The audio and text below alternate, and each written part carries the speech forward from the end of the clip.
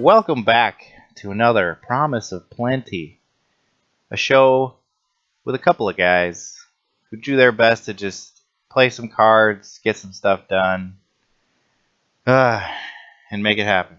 So, Nate, how you doing over I'm doing pretty good.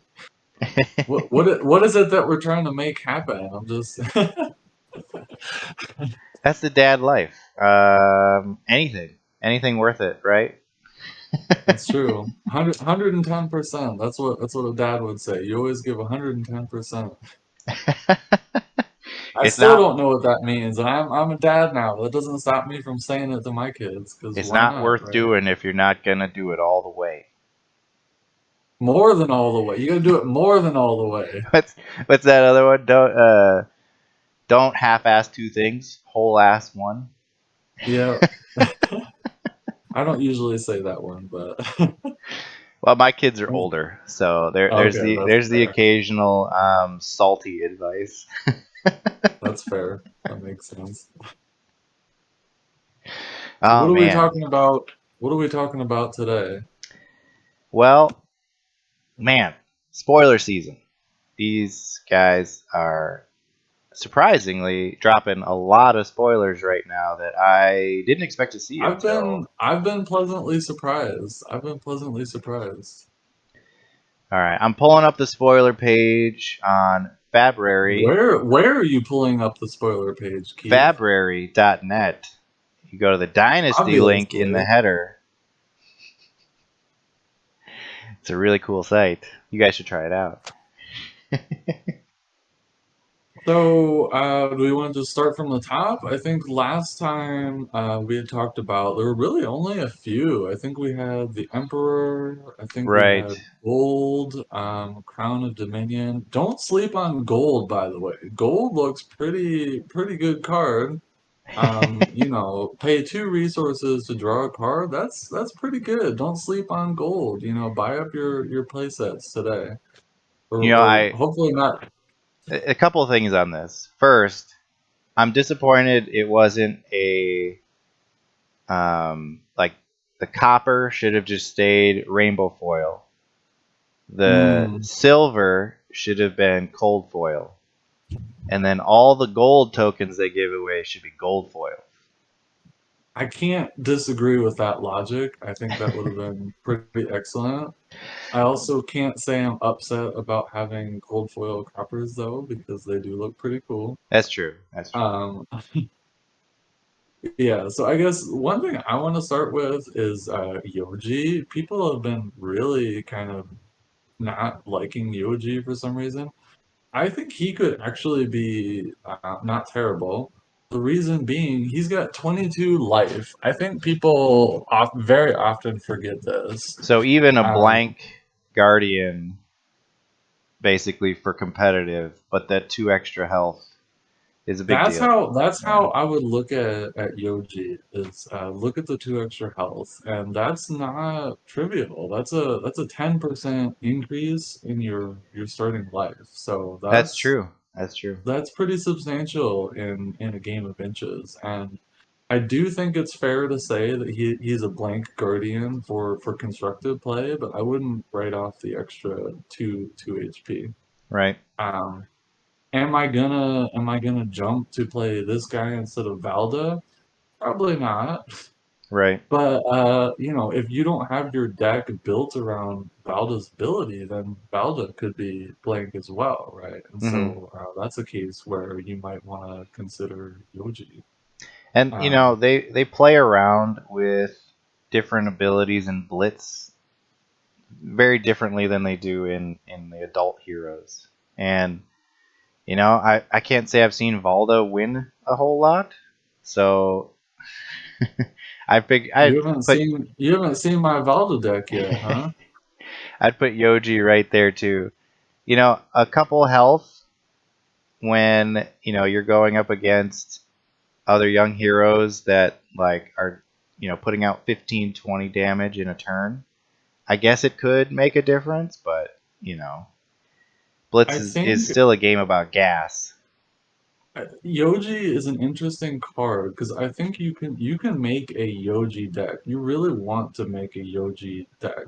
Hmm. You kind of have to look at the existing Guardian Young Heroes to figure out, where are they better than Yoji and where can he kind of carve out his own niche, right?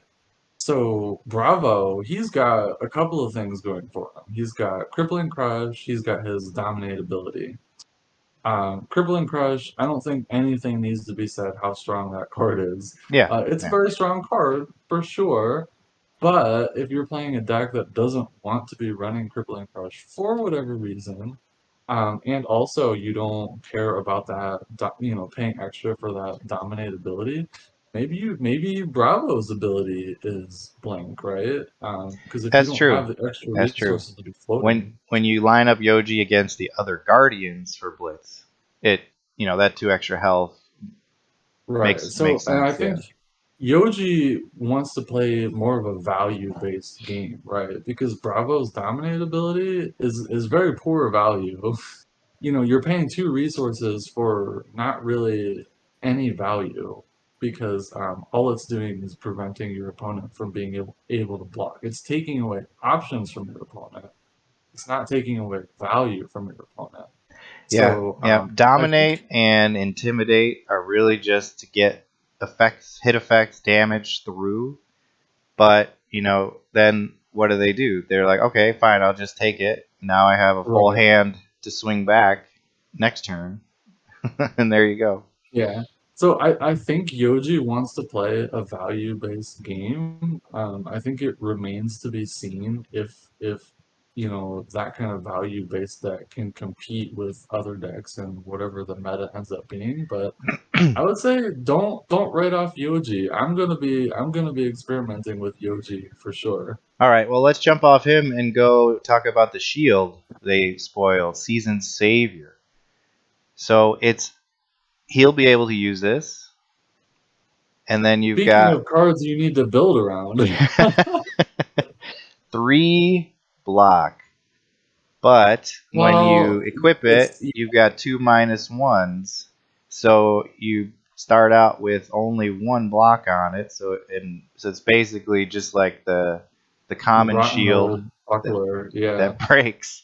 But you So can get rid of the counters. Then there you go, which is that they did the reinforced steel. And man, I don't know how you make this work. it's tough. So I think the first thing to note is that Seasoned Savior is almost strictly better than Rotten Old Buckler, right? Because it's got Battle Worm, which means that it doesn't get destroyed when you block with it, which Right? means there's very few kind of fringe interactions where that matters. Blade Break, that does mean it goes into your graveyard, and so I don't Hmm. think, does Guardian have anything that interacts with that at all? I don't think they do. No, but I could see right Um, something that stays even with 0 block. If you're up against a mech who's forcing you to block with those magnetic exactly, yeah, shockwave you or can use whatever, it, it's still right. out So there. you can use it for that.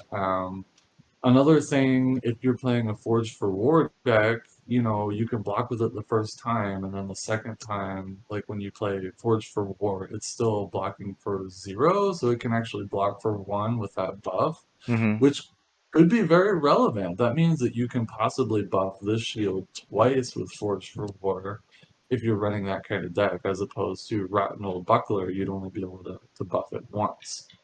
And then obviously, we've got the interaction with reinforced steel, which is cost 2, remove a -1 counter from a guardian offhand you control. So the interesting thing with this is you're only going to be able um, to use the red for this because this does have a 3 base block. Hmm. Um, in terms of value, this is pretty bad. It's like let's Yeah, not mince words here. This right. is pretty I bad. mean, a guardian, Um, you don't have a lot of space for reds for one.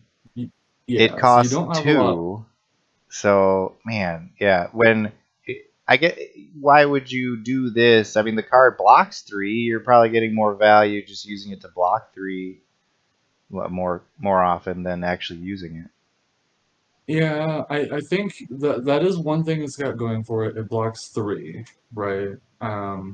The other thing is it's a very strong turn one play, and this is especially kind of comes into play with Blitz, right? Where you want to have really strong turn one plays.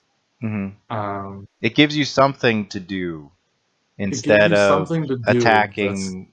You know, if you don't exactly, and want it's to, it's going right? to advance your game state, and that's one of the things that I've had a lot of success with my Valda deck. I've been experimenting with Valda. Is you've got all kinds of stuff, like probably half the cards in your deck are things that can generate value on turn one, which I think is, or I should say turn zero, which Hmm. is really really strong.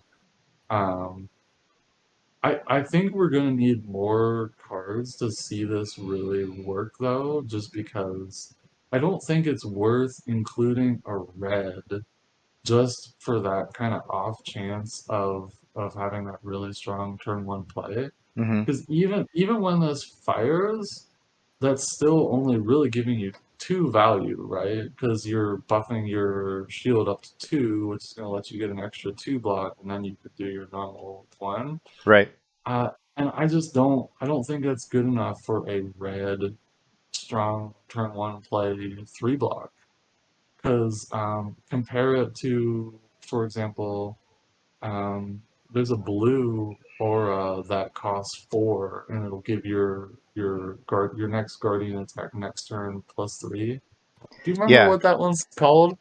It was Um, from Dude, there's a lot of WTR and crew guardian no, it's stuff that from like, yeah, oh, actually, yeah, basically every one of the Guardian auras is stronger than this as a turn one play, right, setting up unfortunately. a bigger swing for the second turn for your first And turn. this one doesn't have go again, whereas a lot of those do. So Right. it's a little hard to see where this one fits in. Yeah.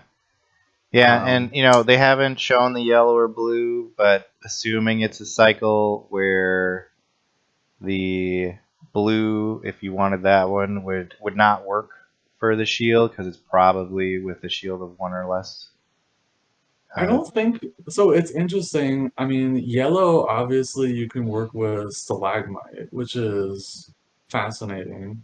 I think that's really cool. Now that getting more value where you can give a frostbite one more time, that could be interesting. It could be interesting. I think it's still got its own challenges. I think the yellow pitch is really nice. I run a lot of yellows in my Guardian decks because I'm weird. Value. But yeah, I mean, if you run a lot of four and five cost attacks, then you don't strictly need two blues every time, right? So Right. actually, do the problem with stalagmite is now this is no longer strong turn one play because stalagmite starts at full power, right? It doesn't start with -1 counters. Um, and the other thing is this costs like five, right? Five value because it's a card and it also costs two, which is kind of awkward. It also doesn't have go again. So even with the stalagmite, it's a little hard to see how you're going to be able to get five more than five value out of the stalagmite block Right. even, It feels which is very tough. much like this is another tool for a turtle guardian, and it'll probably see more Hmm. play in CC for those longer games instead of in Blitz.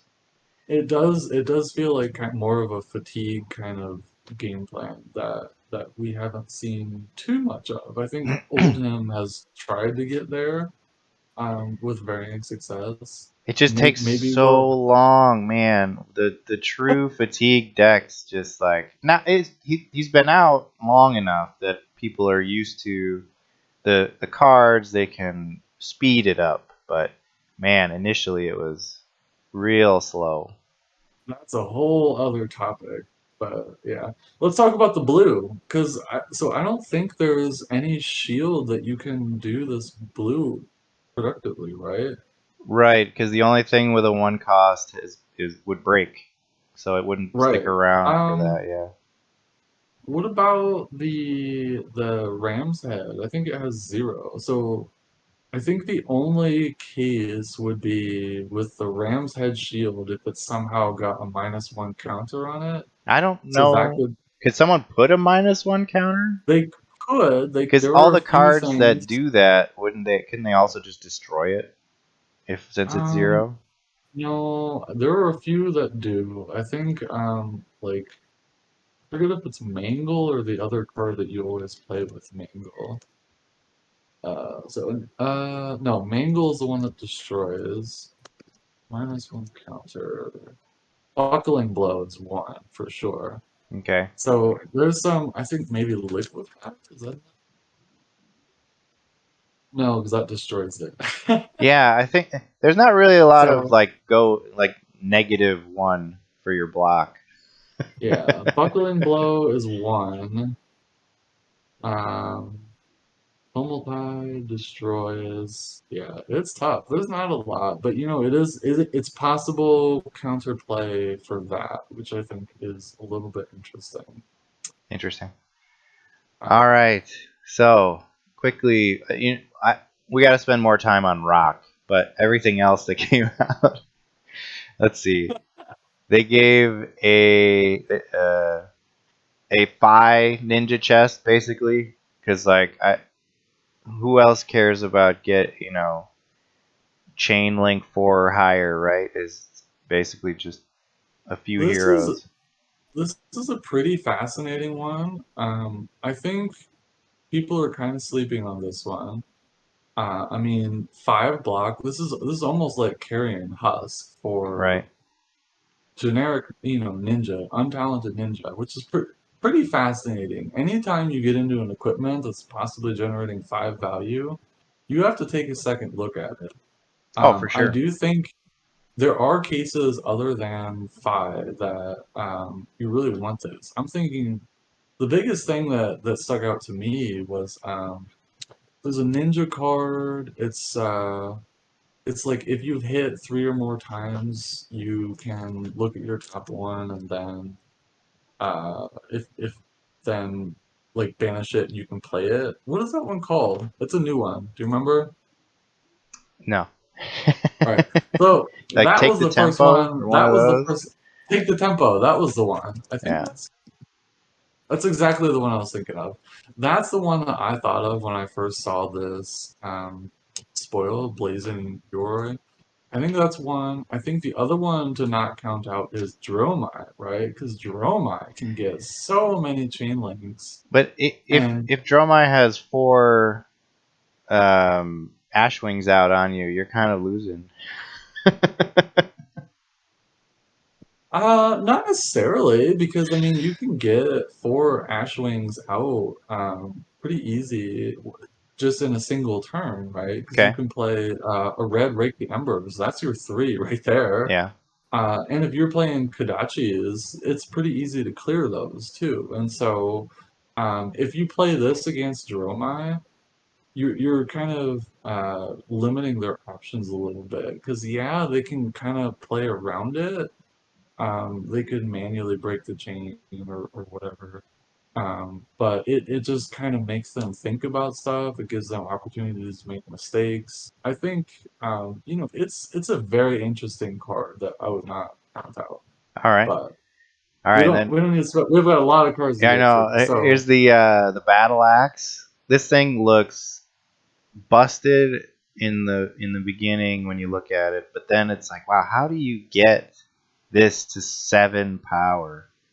And then the cost. yeah, This is weird. the battle axe. I think I have my theories about this one. I think of the cards that we know right now, the battle axe isn't going to see any play. Right. But I've Right. kind of I've kind of got a hunch that we're gonna see some things, possibly like warrior cards, possibly wizard cards, possibly what is it? The royal stuff. I think we have to see something that is reduces the cost of activated abilities. Because look at Emperor. He's got another ability that looks unplayable. So Yeah, Emperor's ability, yeah, it costs 3 to search for Command and Conquer and attack with it, which is a right, great effect. But when you consider that he can only have red cards in his deck, right, that's not a good trade because that right. You've means got to you're pitch three whole cards to get one to card. attack 6. Yeah, Yeah, and that's just not a good value, right? So right. I think in a set we're going to see more support for this mechanic of expensive abilities, either in warrior, wizard, or in royal. Probably royal, Be but we'll see. interesting if they give him some specific cards where it's like Yeah. buff your weapon based on how much arcane damage you do or something. So Hanabi Blaster, the mechanologist weapon. This is busted. Oh yeah, dude. Everybody's trying to do the math on this. So the third time you play a card with boost. So you don't have to boost three Right. times, but the third time you play a card with boost, put a steam counter, and then you can remove two counters for a 5 attack that has overpower. So basically, every other turn, you could be throwing this extra 5. That's pretty nuts. This is crazy because Boost Dash never really made super great use of their weapon. Right, I mean, often they would run Talishar. Sometimes they might have an extra 2 resources. They'll just swing it for 4. That's fine. right. We just saw I've seen, somebody do that in a was it a calling a few yeah, ago? They yeah, they yeah, they did. boost dash with the with Talishar. Yeah. Yep. And but I've seen people run pistol with Boost Dash and just never really use it. Or if they did, they would use it to cap a turn.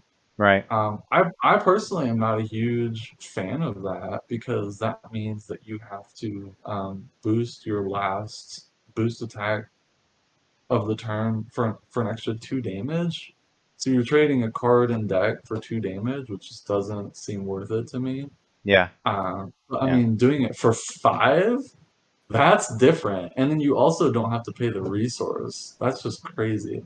Right. So this card, man, I don't know how I feel about it. It's either gonna still be unplayable or it's gonna be ban worthy because it makes Yeah. Boost Just Dash just be the best aggro deck. yeah. You I you don't just think imagine being a hybrid too, where you could like I don't if you think you need can to. play this in a hybrid deck. Well, if you need, you can build up a bunch of counters, and then if you get put on the back foot, right, where you're having to block out more, like this doesn't cost anything to fire. So if you've got the Yeah, counters built up and you've got a few turns where you've got to block out, so you don't really have attacks, you can still throw 5 damage, and the that's true. overpower is interesting.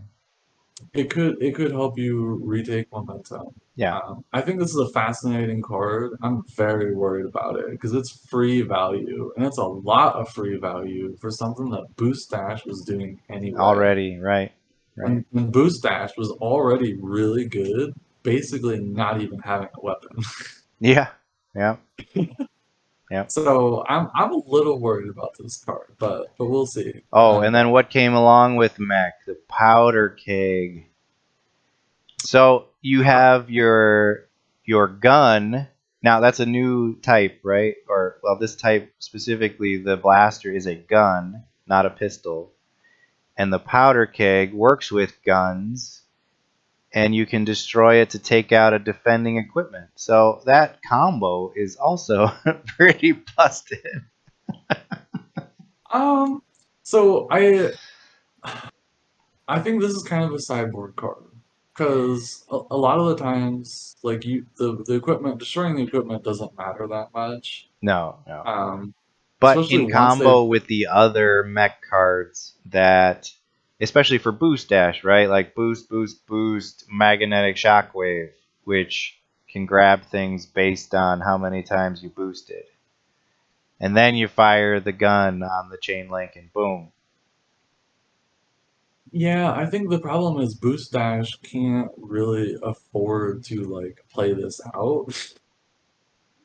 I Yeah, mean, because it doesn't have go again, right? So if you happen to pull it yeah, turn zero, maybe you throw it out after some other stuff. But I could maybe see it as a one of like sideboard card for what's the one that you can it costs X and you can tutor up an item and draw a card if you boosted.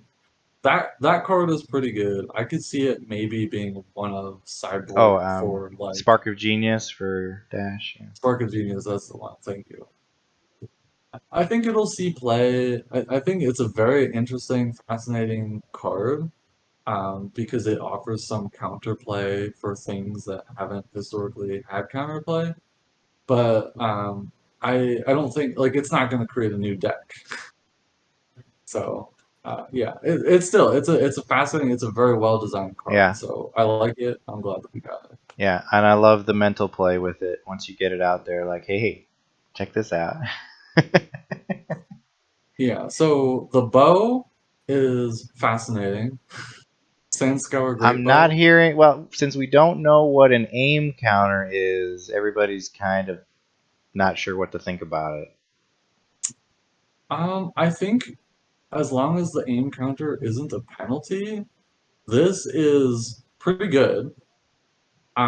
I mean, you've got the possibility to get your value like you've got with Death Dealer, because if you do the put it from the top of your deck ability, um, that that's kind of like draw a card, right? Basically.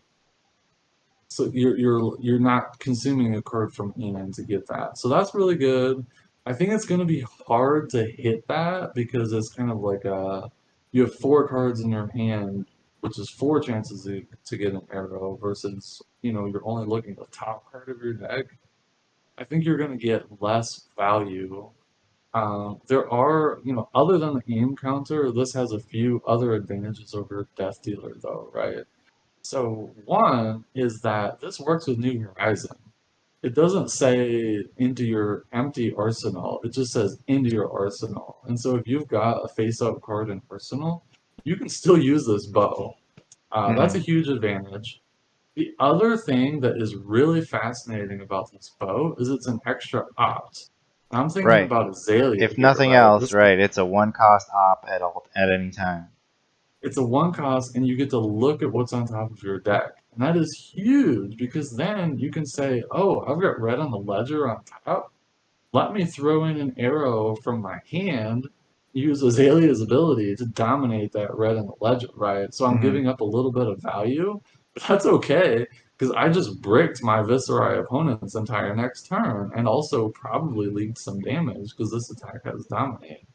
Right, So right. It's just a little more flexibility for fixing all the it's a hoops that Ranger already has to jump through. it gives you more hoops, but it's a lot more options, right? Like Right. working with New Horizon, aim counter, whatever that is, and also kind of that flexibility of being able to pull stuff off the top. I mean, it's a little bit less value than Death Dealer on average. I think you're only gonna hit like 40 to 50% of the time the value, if that. Um, but still, those extra options make this really compelling, and Yeah. we'll Yeah. see. And I think that makes this an excellently designed card, by the way. That's exactly what I want to see, because this is not an obvious power creep of Death Dealer, but it's a really compelling alternative, right? Right. So Right. I think that's pretty cool. All right. Um, And then of course Runeblade gets some more fun equipment. Yeah, this one I don't know what to think about this one. It's a sideboard card. I think that's fine. You would probably run it against Kano. You might run it against Icelander. Or you might run it in a Runeblade mirror. I don't know. I'm not a Yeah, Runeblade player myself. Maybe we need to supplemental get. majestics, they typically have blade break or, one time use destroy. So Hmm. you think of it more as like a save your butt in a blitz match, since the value is much higher in those shorter games. Hmm. But yeah, man, the other things they did to Kano though already. We'll talk. We could Kano is quickly talk fine. about that later. I've lost to Kano post ban, so in Blitz, so it's still possible.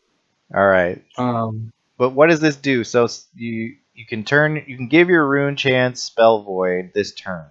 So you got your 5 rune chance as Viserai. Kano throws 5 damage, arcane damage at you. You can pop this to sacrifice your rune chance to block it. Okay, great. yeah, but I mean, you can't overlook that though, right? Because a lot of Kano, well, I guess Storm Starters is banned in Blitz, so maybe you can overlook it.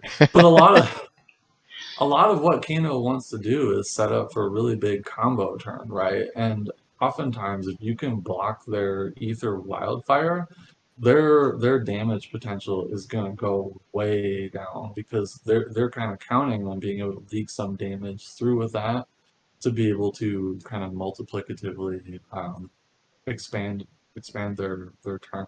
Right, And this right, stops that in its tracks without you having to spend any cards from your hand. That's huge. right. Yep, It's going to cost you a little bit of damage. You're going to, let's say you lose 5 rune chance. It's going to cost you 5 damage, but that's okay because it just probably just saved you from taking 20 damage, right? right, So right. I think that's fine. I think not everybody is going to run this. Not every Runeblade deck is even going to have this in the sideboard, but I think that's fine because it's a really cool meta card that gives you at least some additional counterplay for those OTK decks. Yeah. And we may get to a point where we've got enough of these counterplay cards that we could unban Storm Striders and Blitz, right? Well, And I think that's a really cool idea. we'll see what wizard cards they add for the Emperor that That's Kano can true. use. Like here, maybe there's a reason Storm Striders had to be banned right? in I Blitz. pulled up Sap to talk about next. Just simple wizard card. Deal 3 damage, but if you do that damage if you do if it's been buffed, then you can remove an energy counter. So there's only 2 things with energy counters in the game, right? You've got your tunic counter and you've got your Alluvian, the other wizard thing. So I wonder if there is a new equipment coming that uses energy counters. Yeah, so I think that's a pretty safe bet. I would be very surprised if we don't see more energy counter stuff because I think just having two is too little. I think one interesting thing about this card is it's pretty much a strict upgrade from Zap. So Zap is a cost 0, block 3. It's red, deal 3 arcane damage to target hero. Actually, is it even target hero? Oh, it is. So it's exactly the same as Zap, except with this additional Surge Surge ability, right? keyword, yeah. Surge is really interesting. We haven't seen anything like this before. It's not just if you dealt damage, you have to have dealt more damage than it started with. So you And that's need to like interesting. Yeah, up it. if you look at the yellow and the blue, all Surge says is it has to deal more damage than it basically started with. Right. So So the surge scales as well, which yeah, is it's fascinating. Um, I think it's a cool mechanic. The payoff right now, I don't think is super worth building a deck around. But like you said, I'd be surprised if we don't see more energy counters in this. yep, yep. And that Um, art they have, that's the Team Covenant alternate. The regular that is art's a little very bit more boring. That is very cool art. I like this art. Yeah, they had the rainbow foil up on their stream, and those colored rays in the background have all the foiling, and they look so good. I bet they do. Yeah. I speaking of art, I am totally blown away by just the aesthetic of this whole set.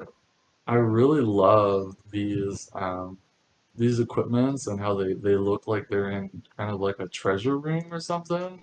Yeah, And yeah, all these marbles. Yeah, with yeah, the the black marbles. background, and it looks like the marbles don't have they're not double sided like they did with the dragons, but Right. they have the alternate where they're black border and the black and red and all that, which is pretty cool. Yeah, they look Um, really good. oh, dude, the last spoiler we got to talk about. Speaking of items, the rock. I think we saved the best for last on this one. No I other love. spoiler has produced more memes. Okay, this card is not a meme, thank you. I love this card. I love this card so much. I think it's brilliant. It's brilliantly designed. This is one of those cards. It's kind of a teaching card, right? I don't know if you've heard that. I thought about that last night. We're like, how did they come up with the simplest idea of a rock, and yet it is created so many rules questions that we're educating people on, the order of declare attack, activations, all that, then pay costs. So yeah, This is already one of my favorite cards in Flesh and Blood, just because it is so clever. And I personally I would never have thought of this, but I love it. It's really simple, but you do need to have some knowledge of the rules, like detailed knowledge of the rules to really understand how it works, right? And I think that learning how this card works is going to improve your just general Flesh and Blood play, just yeah, because it requires you to learn those rules in very high detail. And I don't think it's hard to learn that rule. It's just that you very often don't get the any reason, any situation where that comes up, so you right, just don't look right, into it, right? right. Um, So but yes, I think. real quick, your hand has to be empty, no cards in hand to even activate it, which Mhm. as a rule question is the one that comes up the most. Like, no, you can't have a blue still in hand and use it. But the theme then, like, oh, I have nothing else. I'm out of weapons. I'm gonna reach over and pick up a big rock and throw it. It's so perfect. This is perfect. This card is perfect, and it's interesting because I've played around a little bit with this card. I've experimented with it a little bit, and it's actually pretty challenging to make it work. Yeah, I, yeah. I've had cases before where I've had the tunic counter and the two floating to be able to activate this without pitching, But you but didn't then have go again. well, no, but my I still had a card in hand. One left. And Right. Yeah. I still had one card left, but I couldn't like fit it Do into the anything with it. sequence and Yeah. still float the two. And so there's another really fascinating thing to keep in mind with this, which is, did you know that with Intimidate, you can actually target a hero? So are you saying you want to intimidate yourself? You could intimidate yourself to get rid of extra cards in your hand to be able to play rock. You could do it. So That's if you look, fascinating. it is fascinating. If you go look at Barraging Beatdown, for example, it says Intimidate, target hero banishes face down a random card from their hand. At the beginning of the end phase, return all cards banished this way to their owner's hand. So it would come back to your own hand. So you could intimidate yourself to banish the card and activate Rock, which is really cool.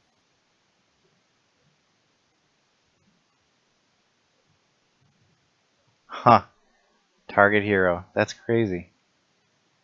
But I love It is. again the way the deck design is going to go now, where discard is a big deal for brute, but you would kind of limit it because you want to get the payoff of doing the discards.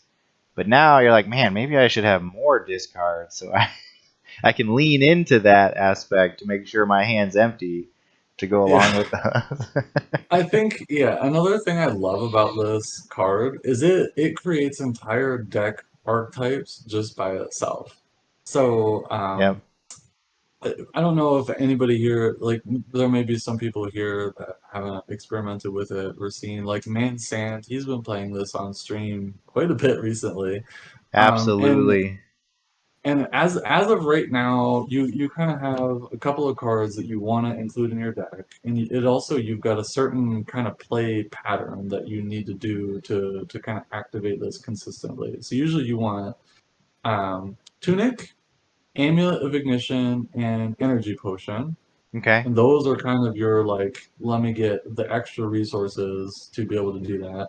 And then your rock turns kind of want to be a one cost go again thing, and what that thing is, it could be a lot of different stuff. It could be a buff, or it could be something like belittle, Mm-hmm. tutor up a minnoism, right, and do cool fun stuff. Because we all know I like belittle. It could be brandish is another one. Mm-hmm. So the idea is you pitch a blue, you float two resources, and then you use either your amulet of ignition, your tunic, or your energy potion to get your extra resource to activate the rock. Mm-hmm. And Um, that makes sense where there's only a few combos of cards that really work for it. With that go again, pitching a blue. One of the lead rules guy put out a graphic showing a bunch of the card mm, combos that were useful. It's on Twitter. Everybody's sharing it. Um, the other thing I like about the play style is you're more incentivized to block as well because you're like, okay, I have the rock combo in my hand, but I have two extra cards can't get rid of to make it to be mm. empty-handed. So I'm just going to block with those and to get rid of them. Well, that's where self-intimidate comes in, right? It's another it's another way you can get rid of them. Like if your opponent doesn't attack you, for example, because they may not Okay. attack you, and that's a whole other interesting thing. All right. Final Um, thought. If they had put a rock, let's say it was a 2 cost, 5 damage, but the same text. So a lower whatever. What if they had put that in the Dory versus Reinhardt deck, the box? um, I think it would work. I think it wouldn't be as interesting. Right. But I like the idea that just this is totally almost unrelated, but they could have done something with Reinhardt there to make that deck more interesting. And Yeah, I think that's fair. we talked about this card being good for teaching because of the rules interactions. And that also would have made more sense in that kind of setup where you're using that to practice with people. I think that's a good point. I think the problem with that is that then they would have had to have restructured the rest of that brute deck, right? Because that strategy relies on having one cost go against stuff. And I don't know if that brute deck had Well, they any one basically cost did go against nothing stuff. for that brute deck. Dory got the cool cards, the new Man, hero ability. I'm gonna have to hard disagree with you there because there's one pack call. That card is fascinating. I love that card. It's a cost three. It's a yellow. It's a block three, and it has an ability when you block with it. And that's my wish list. I think we talked last time. That's one of my wish list items for Flesh and Blood is more cards that do stuff when you block with them. Hmm. Because I don't think we've got enough interaction in the blocking phase right now. I want to see more. And there's mechanical space for so much stuff there. I think it'll be fascinating. But yeah, That's true. could they have? It's an interesting thought. I think it's an interesting thought. It would have been cool. They would have had to have restructured the whole deck for it Yeah, though. yeah, I agree. It would have taken some work, but that would have been a cooler, even if it was just a weaker version. That would have been more interesting than the weapon they included, which no one cares about. Speaking of rock, have you seen anybody? Do you get Wilson vibes from this? You know, like the Castaway. Well, I'm you don't guessing have to not worry based on about your it floating away from you when you're out on your raft. it's Saint though. I don't know. Just looking at the art of the rock, it gives me some serious Wilson vibes. And I love it. Don't get me wrong. I love it. I love that movie. Yeah, I need more art for this. Like, it isn't just a rock. Like, those are handles on the side, It's right? Like, it's a kettlebell. It's like you ever seen those exactly. Yeah, kettlebell yeah. things? And it's got that engraving in the front. Like, is there a specific weapon design here for how you're supposed to hold this rock? I I think so. It has to be because the ear things are like handles. Right, right. So yeah, I love this card. I actually have another. I had another kind of thought about this card. You know, right now we've kind of got like the Tunic deck for this card, right? But Hmm. there actually is another card that we already know that would work exceptionally well for this for rock. It's Flame Scale Furnace. So Oh, it's a I was pulling Draconic up card. Deep Blue ahead of you. Yeah, Deep Blue, that's one. I've seen people talk about that one. That one's Like, you're stuck fine. with You can one get, card in hand, you can sink it, but you can only do that but once. only once, And right? so But maybe yeah, that'll there's your work in Blitz deck. Blitz. Yeah, yeah. Blitz or Clash that might be compelling. But Oh, but you're going the real speculative way. Like, if we get a a Draconic Brute. draconic brute. Flamescale Furnace is fascinating with this deck with Rock because it's not going to give you free value like Hmm. Tunic is, but it's going to let you activate it consistently every turn. And that's something that Tunic doesn't do because Tunic you're limited to once every 3 turns. But now, if you've got Flamescale Furnace, what you can do is you can pitch a blue for 1 cost go again, which is the same, and then you can pitch a red To get the to third one. Flamescale Yeah. Furnace to get the third resource, and then you can activate Rock, and you can do that every single turn. And so I really all I want to see is it can have no ability. LSS, please give me no ability. 20 HP Draconic Brute. That's all I want, please,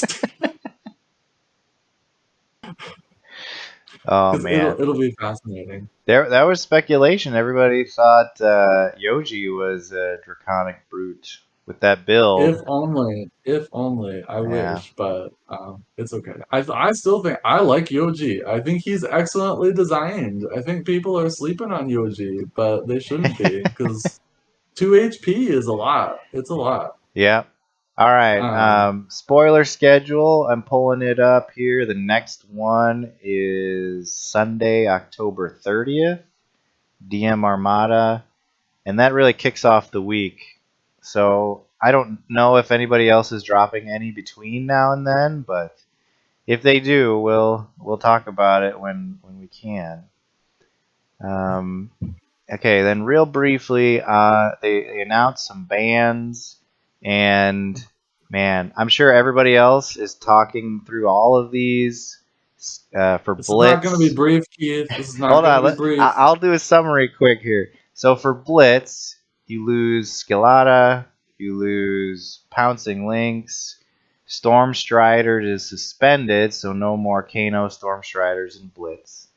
And then they brought back Sonata, okay? And then in Classic Constructed, only one card was touched, Pulse of Eisenloft. Now go ahead. So, for those that don't know, I am an Oldhim player. I have been playing almost exclusively Oldhim in both Blitz and CC for months. So I'm pretty sad. I think Pulse of Eisenloft is Oldhim's second best card. His best card is Stalagmite, to be fair. His best card is Stalagmite. I think it's his second best card, but it's a fun card. I really like this card because it kind of gives you an opportunity to have a pivot turn, which Right. you very often kind of need. And so you really lose a lot more than you would think from losing this card because it's only a one of. But the problem is you often spend a lot of time kind of blocking stuff out, just trying to dig for this card so that you can pivot and do stuff like Spinal Crush and kind of like flip the momentum back around. Right. And And so I think, so sorry, go ahead. yeah, it on its face it's pretty useful, but the they talk about in the article why they banned it, and it essentially became like Oldhams would just pitch, stack, second cycle, get all of your Oaken Olds to the second half of the game, and then if you had pitched Pulse, it's going to be there in the second half as well. You use it for its card text, great. But then in the second half of the game, you once you draw it, you're just holding it to double fuse, three Oaken Olds in a row. So personally, I think the problem was Oakenold here. it's Uh, it's a pretty good card too, yeah. and this is it's very unfortunate to me because I don't run Oakenold in Blitz or CC.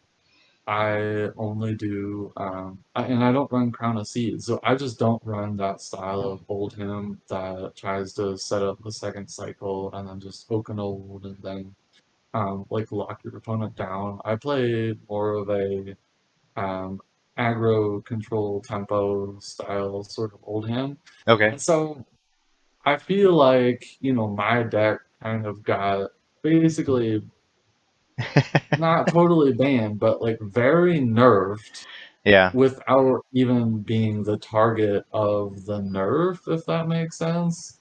Yeah, you're a Um, casualty of the meta. Yeah. yeah, and so I think Oakenold just needed to go. Personally, I think that was the problem card, but Or make it a one of, make it legendary. maybe, yeah, I don't know. Um, I think Oakenold in general, I don't like the design of Oakenold because it's like, yeah, you need to have the well, ostensibly two fuse cards in hand. But just in terms of value, what it gives you is just too much. Yeah. When Uh, you fuse it, it is amazing.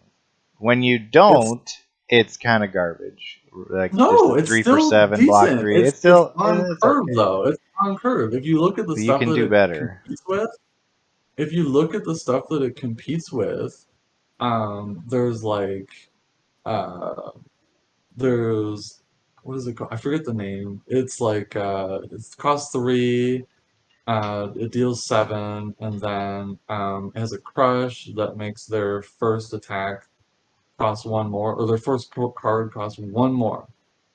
There's another one that is like a ice fuse that if it hits, they get a frostbite.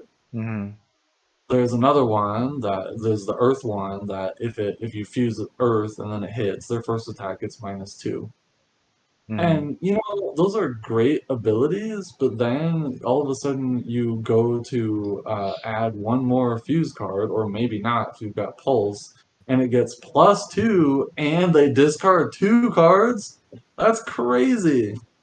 Yeah. Um, No, no, they put it on the bottom of their deck, so that makes it fair. It's not. They're not discarding. so yeah, I mean, I think they definitely toned down the power of Oakenol, which is great. I think it needed to happen. I think they should have just banned Oakenol. That's my opinion. Because I lost my second favorite Oldham card. Yep. So Yep. Oh man, do I still have it up here? Hold on. Oh, hit my camera. Shoot. what are we looking at? Hold on. Hold on. Did you get a spoiler Ah, card? no. Got my Oh, Is that cold foil? Yeah, but it only came back in 9, so I've just held on to Oh. it. So crack it and put it in your old. Oh wait, you can't put it in your No, I old index can't anymore. anymore. Now it gets to stay on the shelf as the in the band collection. I do think it's fascinating though that people found it worthwhile to hold the card in their hand to fuse it that second turn in the row. Like that's If you just knew wild. 3 Oakenolds were on the way, then Why not? yeah. Especially True. with the other hand fixing where you're crowning to get through more cards faster. That's true. Yep, crazy. All right, so have you said your piece? Is that you feel better now? No, but it's okay. And I'll heal. they came through with a ton of erratas as well. With what do they do? Erratas? Yeah, so Rune Chant and Quicken, they changed those. Phantasmal Footsteps, Zephyr Needle. I'm just scrolling through the list real quick. Blossoming Spellblade, changing some cards that talk about putting a card on the bottom of its owner's deck, like Evergreen, Overloop, Timekeeper's Whim. Let's see, Warmonger's Recital. That's an older one. Forked Lightning. That was a big one. Everybody always had to ask, how do these two sources? What does this mean? And then replacement effect syntax, adding that, fixing that up. And then a bunch of mentors got changed to be a little different. So I don't want to go into details about any of these and what the actual syntax was. So I'm going to switch off the computer here. And then I'm just curious on how do you feel when they change what your card says? As a Uh, collector, as a player, you've got your deck. It's got uh, this actual card cards in with it, text on it. and you go to the thing, you play it, and then the person on the other side says, "Oh, let me read that," and you're like, "Oh, actually, it doesn't do this anymore. It actually does this other thing." Yeah, personally, I don't mind that much. I think one thing, I also feel like I'm not the right person to ask because I tend to know what they like. I follow what they do very closely because hmm have to implement them in computer code.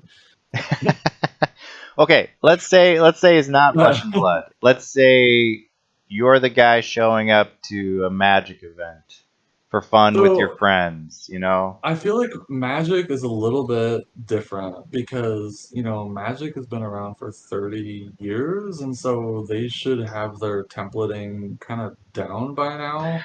Um, Yeah. I have a But different there's mistakes. They expectation, I fix think. stuff later.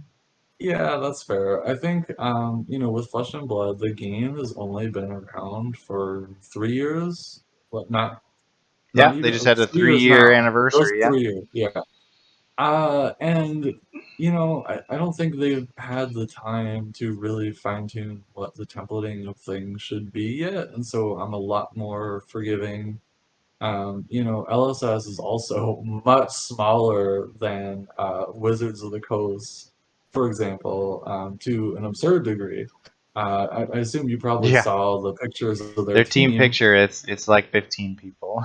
Yeah, and there are LGSs that have more employees than that, right? Which is Right. just it kind of blows your mind. And so I'm pretty forgiving of those kind of templating mistakes. I'm not gonna blame them too much for that. I do think what would be nice is if in future printings they do correct those or give the updated wording. I think that's all I would really ask for personally.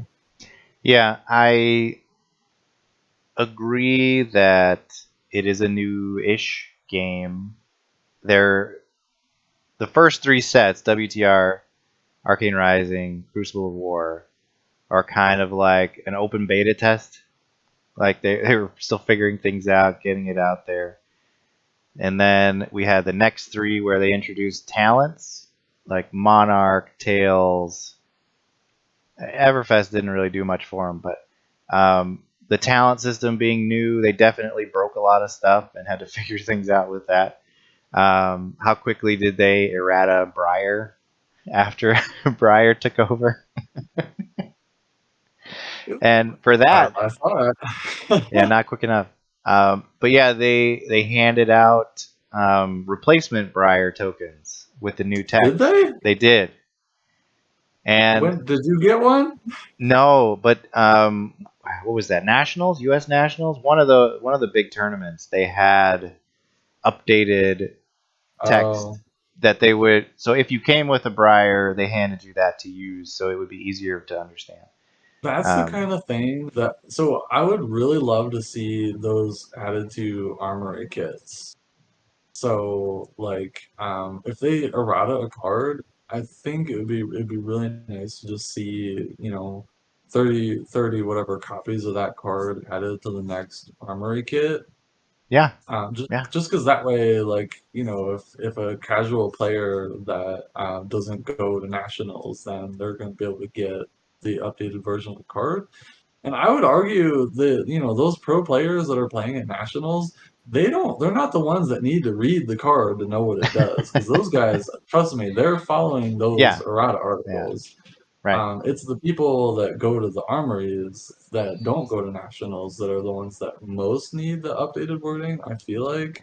Yeah, So, and I try to look at it from a more casual perspective, where it's like, how do you lower pain points to bring in new players and keep them?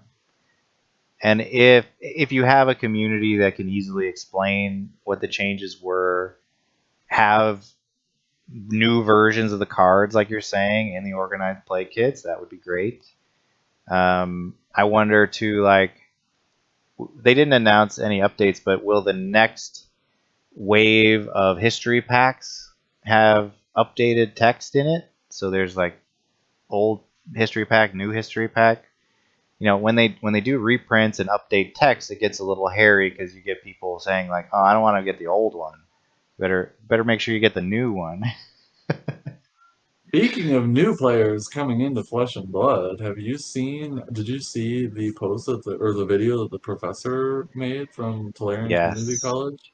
that That video, like I want to like queue it up and play it, but yeah, everybody should go watch the video because I the man is like passionate about Flesh and Blood, and I think a lot of what's happened recently with Magic, his main game, where you got $1,000 proxies being dropped, it sort of lit a fire under him, and talking about Flesh and Blood being caring more about the players first and not their bottom line. It really comes out in that video, and he's fully supporting it. He's going to Worlds. He's going to be there. It was good to see.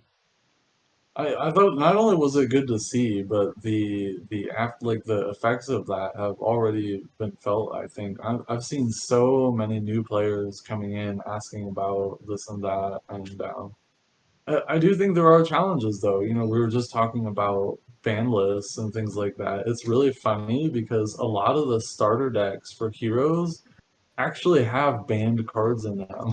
Yeah, yeah, So like a lot of the right. The original the the Welcome to Blitz Wraith. Briar deck we were just talking about. You buy that off the shelf. It's got the old hero text on it. It's not Does it fixed. have ball lightning in it too, or Probably does. Yeah, yeah? because that was a And key then card in the beginning, right? a lot of the Welcome to Wraith ones, they've got Drone of Brutality, and then Yeah. it's funny because Oh, I'll tell you a story. The first time I showed up to CC, Howard, our resident level 2 judge, I was playing against him. My very first game, I brought. Who did I bring? It was probably a dash deck, and I was goofing off with generics, and I had 3 drones in it because I didn't know, I wasn't aware of the list. So Mhm. So that popped out, and he just did a little sigh. It was like, all right, let's go. Let's fix this, and it was fine. That's a good response though. He So talked me through it. He was explaining what you do if take those cards out. You put in baubles if you don't have replacements. Shuffle it up. Keep going. You know, it's casual. It's not a big deal, but it was pretty funny that my first deck I showed up with had the only banned card in it. speaking, that reminds me of another experience, and also kind of like what you were talking about, some of the struggles with the talents. There was somebody, we were doing a Tales of Aria draft, and somebody put a card in their Lexi deck. It was, what was it? It's the Briar card. Oh, Inspire Lightning. Somebody put Inspire Lightning in their Lexi deck because it had a lightning bolt on it, so they thought it was a lightning card. Yeah, yeah, yeah, Well, and also, it says Lightning Fusion. The name says Inspire Lightning, yeah, but yeah, it's not a lightning card. It's a Runeblade card, unfortunately. yeah, So it was interesting. yeah. The more we get into how Flesh and Blood plays, it is a game that you can be introduced to and get into it quickly, easily with the right people, but the scale for being an expert is so high. And that's just learning like one hero, one class, being able to play competitively where you know what every other class is about to throw at you, so you know what decisions to make. It's a lot. It's a lot. That's one of the things I most love about this game, but it's also one of the things that I'm most worried about. Because if you want to play Flesh and Blood at a high competitive level, not only do you need to know what your deck wants to do, but you also need to know kind of what your opponent's deck wants to do. Hmm. And I think depending on what kind of deck you're running, there's a limited amount of that in something like Magic, right? Where you kind of need to know what are their key cards so that you can use a removal spell or whatever. Right, Um, right. But it's but in, mostly you're just magic. You're playing your deck, and the other person is just watching. Unless you're exact playing that that, yeah, interrupt style. Yeah. that's my kind of personal experience. You're kind of doing your thing, your opponent's doing their thing, and then you're just trying to see who can do their thing better, faster, Hmm. to a degree. There's some interaction, but like Flesh and Blood, because all of your cards can block and also pitch and also do stuff, and you're kind of like taking turns trading blows and drawing cards. I just feel like there's a lot more interactivity, and I'm thinking about heroes like Dory in particular, where she can kind of go crazy if you don't know how to block against her specifically. And Yeah, even yeah. even Um, even for her, like it depends. Is she running the attack reaction heavy deck, right. or is she running the The more like reprises. value Yeah, focused deck? Like there's just a lot of stuff that you need to know. So it's yeah, fascinating. yeah. They got a lot of that right. Man, Welcome to Wraith was just so good the way they balanced that, and Bolton also like Warrior, knowing what cards they have potential to play. Like you have to do the opposite of your instinct across most most other heroes. Yeah. Bolton is hard to play against if you're not used to doing it because he has that like implicit self buff and it just throws the math of all your blocks way off. Right. Right. So it's interesting. All right, man. That's a lot. They dropped It a was lot a of lot. spoilers on us. They're good though. I love like I'm so hyped for this set. It's gonna be very cool. I'm already hyped. If the release cards we have now were a set, I'd be happy with that. Just yeah, little update there. Yeah. Although there's still more room to see a few other classes to see what they get. Um, They said every class gets support, and I always jokingly reply, "Well, yeah, there's generics, of course, every class." But hopefully a majestic equipment or new weapon, something fun for every class. Something for everybody.